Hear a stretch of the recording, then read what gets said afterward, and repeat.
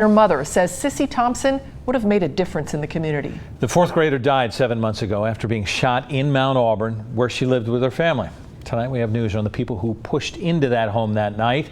In a story you will only see on Local 12 News, Deborah Dixon shows us the update involving another murder. In the middle of the day, January 18th, 4 intruders stormed this home on Burnet Avenue. It was full of kids, including 9-year-old Alexandrea Thompson, known as Sissy. Local 12 News has learned 2 of the intruders were young women in their teens or early 20s.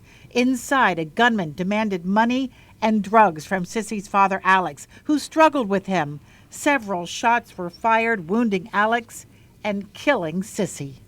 Had she just run and hid, then she would have still been here. But she wanted to make sure that other people were okay. That was so Sissy. She was a leader at the Mount Auburn International Academy, a budding artist who drew about girl power and family. This picture was on the school's memorial board after she died.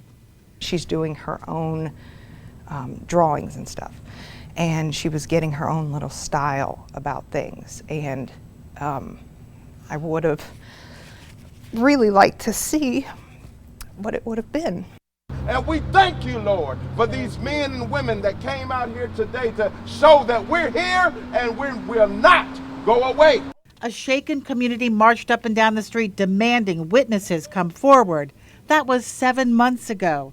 Sissy's mother still spends most nights trying to figure it out on her own. It never ends up that no one saw anything. The answer is always someone saw something, someone heard something, and not to mention we're not dealing with one individual person.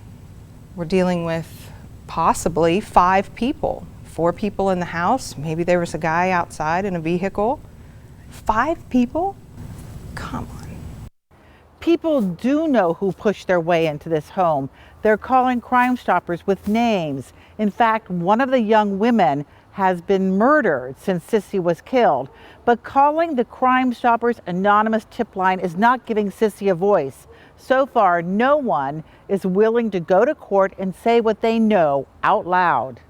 It drives me crazy because these are, wannabe gangsters and tough guys who we should not give them any sort of power, that we are afraid of them because they will do it again. Amber says she's angrier now. Summer contributes to that. It's summer, and she was old enough this year and tall enough to go to Kings Island and ride all the rides. Those people who came in there that day are probably enjoying their summer. They're at the pool, they're hanging out with their friends, and she doesn't get to do any of that, and it makes me furious. This summer and all the tomorrows add up to what could have been. She was going to be a really, really valuable member of this community if she had only had the chance. Amber still talks to Sissy, who was looking forward to 5th grade. I tell her how much I miss her and how I'm sorry that this has happened, and I tell her that I'm not going to stop until we find who did this to her. I tell her how much I love her all the time. Deborah Dixon, Local 12 News. There's a local witness support program which helps everything from counseling to relocation. It is designed to break down the no snitch culture. Several cases have been solved because of the program called See Crow. The program was named after 17-year-old Kelsey Crow. He was caught in the crossfire of a shootout while leaving a Sweet 16 party. You can read more about it on our website at local12.com.